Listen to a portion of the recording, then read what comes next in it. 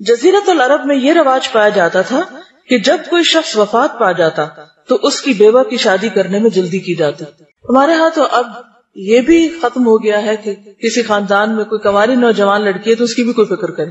ایک وقت تک یہ بہت زیادہ، یعنی کہ فیملیز کے اندر یہ چیز بہت زیادہ تھی کہ اگر کوئی بچی جوان ہے تو سارا خاندان اس کی فکر کرتا تھا. یعنی والدین تو کرتے ہی تھے، پھپھی، خالہ اور دور پار کے بھی رشتے دار، ہر ایک کو فکر ہوتی تھی. لیکن اب تو بعض کیسز میں یہ دیکھا گیا کہ ماں باپ کو بھی فکر نہیں رہی، جو کہ ایک بہت ہی تکلیف دہ بات ہے.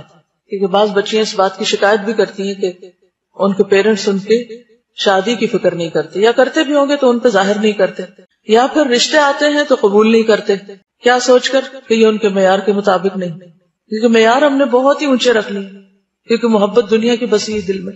چھوٹی موٹی بھی کسی انسان کے اندر کمی بیشی ہو تو پھر وہ قابل قبول نہیں رہتا. اور اس طرح نکاح کو مشکل سے مشکل بنا دیا گیا، جبکہ اس کے برعکس زنا جو ہے، یہ حرام کام یا غلط طریقے جو ہیں ان کو انکریج کیا گیا ہر طرح سے، جبکہ یہ اسلام کی روح کے بالکل خلاف ہے.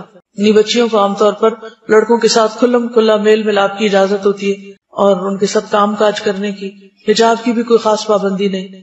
تو حرام کاموں کے لیے راستے کھلے ہیں لیکن نکاح کے راستے بند ہیں. یعنی ایک بچی اگر گھر سے جاتی ہے تو ماں باپ عام طور پر فکر نہیں کرتے کہ کہاں جا رہی ہے، کس کے ساتھ جا رہی ہے.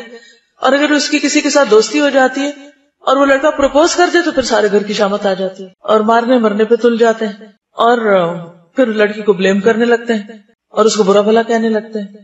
تو پہلے غلطی کس کی کہ آپ نے اتنی کھلی اجازت دی کہ وہ جا کے جس سے چاہے باتیں کرے اور جس سے چاہے دوستی لگائے، اور جب اس نے غلط کام شروع کر ہی دیا تو پھر اب آپ خمیازہ بھگتے اور وہ جیسا بھی ہے اسے قبول کریں. لیکن حرام میں پڑنے سے تو اولاد کو بچائیں، کیونکہ اولاد جب شادی کی عمر کو پہنچ جاتی ہے اور والدین کے پاس کوئی رشتہ آتا ہے جس کے اندر کوئی خاص ایسا عیب نہیں دینی اعتبار سے، اخلاقی اعتبار سے، اور وہ اس کا نکاح نہیں کرتے، تو بچے اگر غلط کام میں ملوث ہو جاتے ہیں تو ماں باپ ذمہ دار ہوں گے.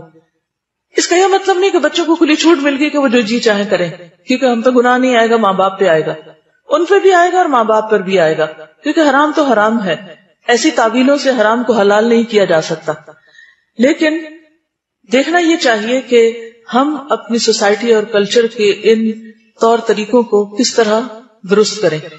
اور اس کی ایک بڑی وجہ ہے کہ چھوٹی چھوٹی باتوں پہ بعض اوقات خاندان والے ایک دوسرے سے ناراض ہو بیٹھتے ہیں. اگر کسی نے رشتہ پوچھا اور نہیں کیا تو اس پہ ناراض ہو گئے، اگر کسی کے گھر گئے تو مرضی کے مطابق خاطرداری نہیں ہوئی تو ان سے ناراض ہو گئے. تو آپ دیکھیے کہ جب رشتہ داریاں ہی کاٹ لی جائیں تو پھر کون آپ کی کیئر کرے گا؟ تو اس کے نتیجے میں کیا ہوا کہ لوگ لمبے چوڑے خاندانوں کے باوجود بھی آئسولیٹڈ ہیں اور اکیلے ہیں اور کوئی ایک دوسرے کو پوچھنے والا نہیں رہا. پھر کہتے ہیں کہ خون سفید ہو گیا. تو یہ سوچنا چاہیے کہ ریڈ سیلز ختم کیوں ہوئے اور اس کا علاج کیا ہے.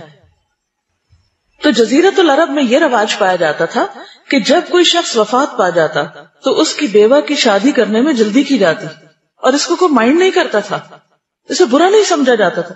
ہمارے ہاں ہندوانہ کلچر کے اثر سے بیوہ کی شادی کو بہت ہی بری چیز سمجھا جاتا ہے.